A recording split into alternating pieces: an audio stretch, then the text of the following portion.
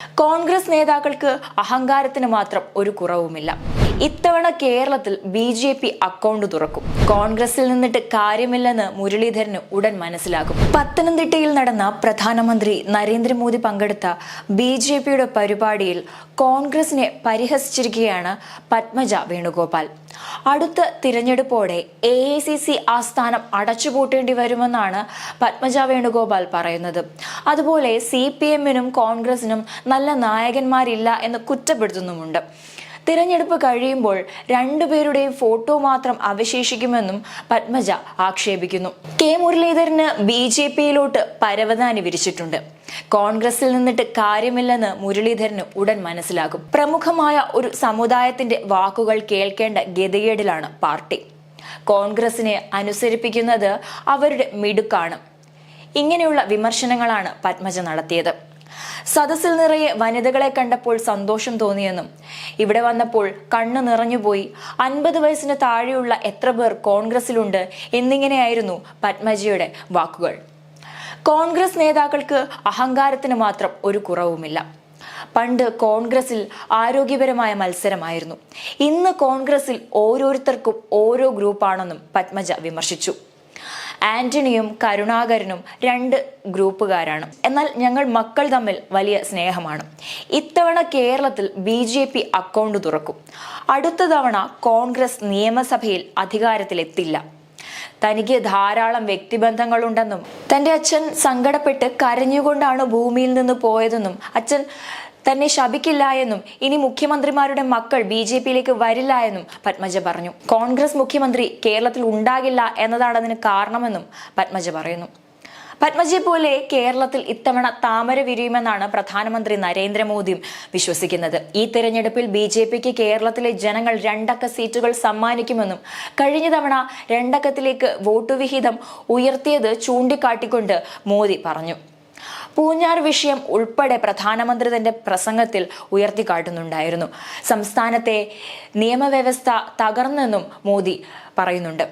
ശരണം വിളിച്ചുകൊണ്ടാണ് പ്രധാനമന്ത്രി നരേന്ദ്രമോദി തന്റെ പ്രസംഗം ആരംഭിച്ചത്. അഴിമതിക്കും കെടുകാര്യസ്ഥതയ്ക്കും പേരുകേട്ട സർക്കാരുകളാണ് കേരളത്തിൽ മാറി മാറി വരുന്നതെന്നും അദ്ദേഹം ആക്ഷേപിച്ചു. ഇത് കേരളത്തിന് എത്രമാത്രം നഷ്ടമാണ് വരുത്തി വെക്കുന്നതെന്ന് ജനങ്ങൾക്ക് അറിയാമെന്നും മോദി പറഞ്ഞു. കേരളത്തിലെ റബ്ബർ കർഷകരുടെ ബുദ്ധിമുട്ടിനെ കുറിച്ച് പറയുന്നതിനോടൊപ്പം തന്നെ കേരളത്തിലെ LDFും UDFും ഇത് കണ്ടില്ലെന്ന് നടിച്ചിരിക്കുകയാണെന്നും മോദി ആരോപിക്കുന്നുണ്ടായിരുന്നു. അതുപോലെ തന്നെ കേരളത്തിലെ ക്യാമ്പസുകളിൽ നിലനിൽക്കുന്ന അരക്ഷിതാവസ്ഥയെക്കുറിച്ചും മോദി പരാമർശിച്ചിരുന്നു. കേരളത്തിലെ എത്രയോ കോളേജ് ക്യാമ്പസുകളിൽ കമ്മ്യൂണിസ്റ്റുകാരുടെ താവളമായി മാറിക്കഴിഞ്ഞെന്നും ഇവിടെ സ്ത്രീകളും യുവജനങ്ങളും ഒക്കെ ഭയപ്പെട്ടാണ് കഴിയുന്നതെന്നും ഈ ദുരവസ്ഥയിൽ നിന്ന് മോചനം ലഭിക്കണമെങ്കിൽ ഒരു വട്ടം LDF അടുത്തത് UDF എന്ന ആ ഒരു ചക്രം ഇല്ലാതാകണമെന്നാണ് മോദി പറയുന്നത്. എന്തായാലും പത്തനംതിട്ടയിൽ പ്രധാനമന്ത്രി നരേന്ദ്രമോദി തന്നെ നേരിട്ടെത്തിയ BJPയുടെ പരിപാടി അണികൾക്കും നേതാക്കൾക്കും ഒരുപോലെ ആവേശം പകർന്നിരിക്കുകയാണ്.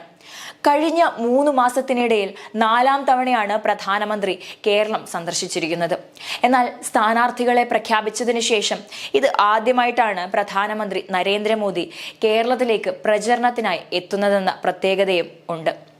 കേരളത്തിലെ ഒരു സ്ഥാനാർത്ഥിക്ക് വേണ്ടി പ്രധാനമന്ത്രി തന്നെ നേരിട്ട് പ്രചരണത്തിന് ഇറങ്ങുന്നതോടെ വിജയം ഉറപ്പിക്കുകയാണ് കേരളത്തിലെ BJP. പത്തനംതിട്ടയിലെ ഈ ഒരു പരിപാടിയിലൂടെ അതിലെ ജനപങ്കാളിത്തത്തിലൂടെ ഇത്തവണ ജയിക്കാൻ സാധിക്കുമെന്ന ആത്മവിശ്വാസം BJPക്ക് ഉണ്ട്. LDFനും UDFനും അല്ലാതെ മറ്റൊരു പാർട്ടിക്ക് യാതൊരു പ്രാധാന്യവും നൽകാത്ത കേരളത്തിലാണ് ഇപ്പോൾ പ്രധാനമന്ത്രി നേരിട്ട് ഒരു സ്ഥാനാർത്ഥിക്ക് വേണ്ടി പ്രചരണത്തിന് ഇറങ്ങിയിരിക്കുന്നത്. ഇത് തീർച്ചയായിട്ടും BJPക്ക് കരുത്തു പകരുന്നതോടൊപ്പം തന്നെ മറ്റ് രാഷ്ട്രീയ പാർട്ടികൾക്ക് ഒരു തിരിച്ചടി കൂടിയാണ്. വരുന്ന തിരഞ്ഞെടുപ്പിനെ നേരിടാനായി BJP എല്ലാ രാഷ്ട്രീയ പ്രശ്നങ്ങളും തന്നെ ആയുധമാക്കിക്കൊണ്ട് രംഗത്തിറങ്ങിയിരിക്കുകയാണ്. LDFനെയും UDFനെയും വിമർശിക്കാനുള്ള എല്ലാം തന്നെ ഇപ്പോൾ BJPയുടെ കൈവശമുണ്ട്. തിരഞ്ഞെടുപ്പ് അടുത്തിരിക്കെ കോൺഗ്രസിൽ കൊണ്ടിരിക്കുന്ന കൊഴിഞ്ഞുപോക്ക്, പാർട്ടി വിട്ട് അണികളും നേതാക്കളും എല്ലാം പിരിഞ്ഞു പോകുന്ന ഒരവസ്ഥ, ഇതെല്ലാം തന്നെ BJP ഒരു രാഷ്ട്രീയ ആയുധമാക്കുന്നുണ്ട്. മാത്രമല്ല LDFന്റെ ഭാഗത്തു നിന്നുണ്ടായിരിക്കുന്ന അഴിമതികളും എല്ലാം തന്നെ പ്രധാനമന്ത്രി നരേന്ദ്രമോദി തന്നെ നേരിട്ടെത്തി കേരളത്തിൽ ഒരു ചർച്ചാ വിഷയമാക്കിക്കൊണ്ട് പറയുന്നുണ്ട്. ഇതെല്ലാം തന്നെ UDF-നെയും LDF-നെയും സംബന്ധിച്ചിടത്തോളം കനത്ത തിരിച്ചടി തന്നെയാണ്. മാത്രമല്ല BJP എന്ന രാഷ്ട്രീയ പാർട്ടിക്ക് കേരളത്തിൽ വേരോട്ടമുണ്ടാകാൻ സാധ്യത ഉണ്ടെന്നുള്ള ചില വിലയിരുത്തലുകളാണ് ഈ സംഭവങ്ങളിലൂടെയെല്ലാം വ്യക്തമാകുന്നത്.